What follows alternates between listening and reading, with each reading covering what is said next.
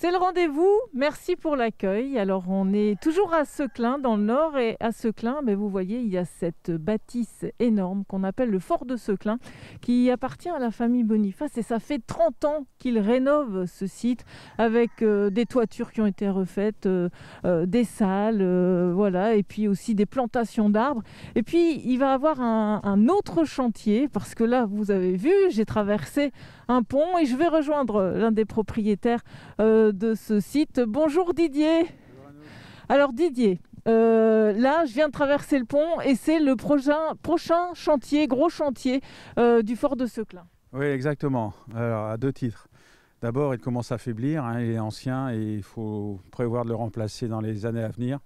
Il faut assez de recul pour les études, les plans, qui fait quoi et ainsi de suite. Et deuxièmement, pour le remettre dans sa configuration d'origine. Système Eiffel, poutre, rivets et métallurgie, Et alors ce pont fait partie du patrimoine de ce fort, il a toujours été là? Oui, tout à fait. C'est un pont système tripied. C'est un système à bascule. Il y a une partie dormante et une partie qui bascule. Et c'est un contrepoids, c'est vraiment extrêmement bien pensé, équilibré et fiable. Seulement, comme il vieillissait, il a été remplacé dans les années 50 pour transporter des camions lourdement chargés en munitions. Donc il a été bétonné. Maintenant, il faut le remplacer et puis le remettre tant qu'à faire, dans sa configuration d'origine. Et comme je suis métallurgiste à la base, on va se régaler en faisant un chantier, quasiment un chantier école, Et ça va durer sur quelques années. Alors, mais vous n'arrêtez pas en fait, il y a toujours quelque chose à faire dans ce site. Mais ça, vous le saviez et vous avez toujours cette passion, cette énergie. Oui, tant que la santé est là, et puis en plus les enfants reprennent, moi ça me convient. C'est une passion, c'est comme les gens qui retapent des vieux châteaux. Le soir on est fatigué, mais le lendemain on redémarre, et puis ça continue, il n'y a pas de problème. Alors, vous êtes combien sur cette envie de redonner vie à ce fort? La famille exclusivement, et puis des amis, des soutiens, des gens qui viennent nous voir, ils nous encouragent. Et ça y fait beaucoup, Mais essentiellement la famille, pour eux. Mes garçons sont grands et ma fille aussi, tout le monde m'aide pour installer du matériel. Moi, je suis sur la pente descendante, eux, ils sont en pleine forme, donc ça va. Alors, les rentrées d'argent, c'est souvent le public, des dons, des choses comme ça, des événements. Ouais. Là, vous êtes un peu coincé avec la crise sanitaire, Vous n'avez plus ouvert depuis mars, c'est ça? Ça fait 1 an qu'on n'est plus du tout ouvert. Il n'y a plus rien qui rentre de ce côté-là. Mais bon, néanmoins, il faut y aller, et trouver des solutions divergentes et puis surtout garder le moral. Non, il n'y a pas de problème là-dessus. Tant que la santé est là, tout va bien. Oui, donc le moral, vous l'avez. Le prochain chantier, vous avez compris, c'est le pont. On peut aller juste regarder en bas ce qu'il faut faire, là où ça craque peut-être un petit peu. Ça commence à craquer un petit peu, ouais. C'est ce qui fait l'objet d'attention. Bon voilà Didier, on est sous le pont. Ça va représenter une grosse somme d'argent quand même, cette transformation. Oui, on estime, c'est affiné à 80 000 €, le coût total pour la refabrication du pont-levis et du pont dormant. Donc on est en recherche de fonds, bien sûr. Et là, justement, vous avez fait appel à la générosité de donateurs grâce à un crowdfunding. Vous aviez opté pour 1 000 €, vous les avez obtenus. Donc, ça veut dire que les gens font attention à ce patrimoine quand même. Donc, c'est de l'argent, mais ça peut être autre chose aussi. Oui, tout à fait, tout à fait. Alors, un grand remerciement pour les gens qui nous aident. Et sincèrement, c'est magnifique ce qui nous arrive là. Mais bien sûr, il manque encore beaucoup d'argent pour arriver à ces 80 000 €. Mais il y a une autre solution, c'est faire un panachage, un matériau et fonds. Parce que dans notre région, il y a beaucoup d'entreprises métallurgiques, dont j'en étais. Et il y a des aciéries, il y a des sociétés de rivetage que je connais d'ailleurs. Ils font du travail d'art, ils travaillent sur les monuments historiques. Et mutualiser nos compétences pour finaliser avec la réalisation d'un pont système Eiffel, ce serait une belle image pour la région, pour le fort, et montrer que dans la région, nos entreprises sont dynamiques et compétentes. Donc Ça, l'appel est lancé, hein, Didier. Ouais. Ici, on est sous le pont, et donc si on regarde là, effectivement, on voit qu'à certains endroits, il est temps de mettre la main à la pâte quand même. Oui, oui, il faut commencer. Bon, il n'y a pas de danger immédiat, mais il faut commencer à regarder ça sérieusement parce que bon, le projet va s'étaler sur à peu près 5 ans, je pense, hein.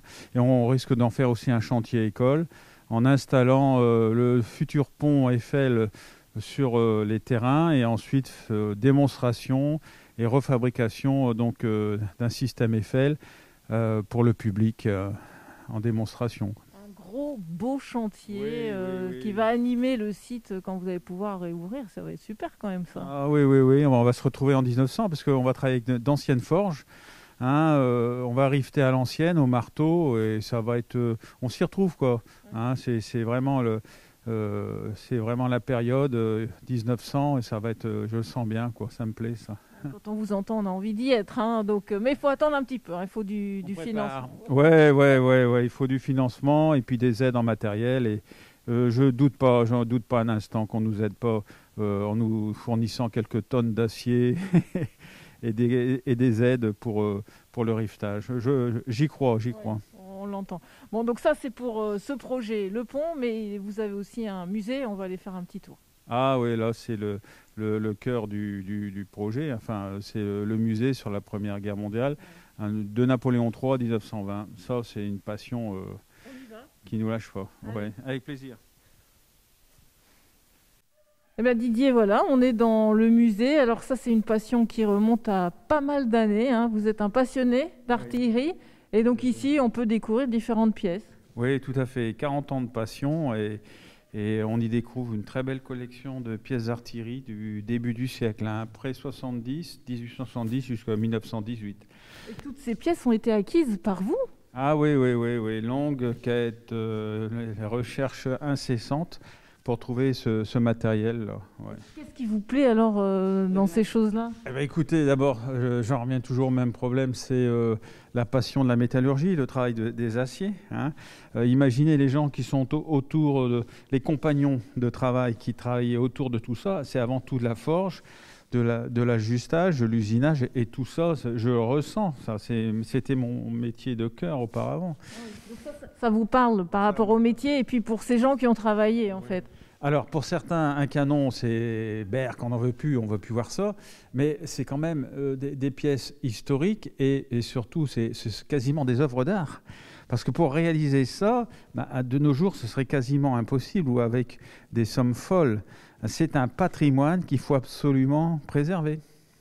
Cette pièce-ci, Didier, elle est particulière dans votre collection?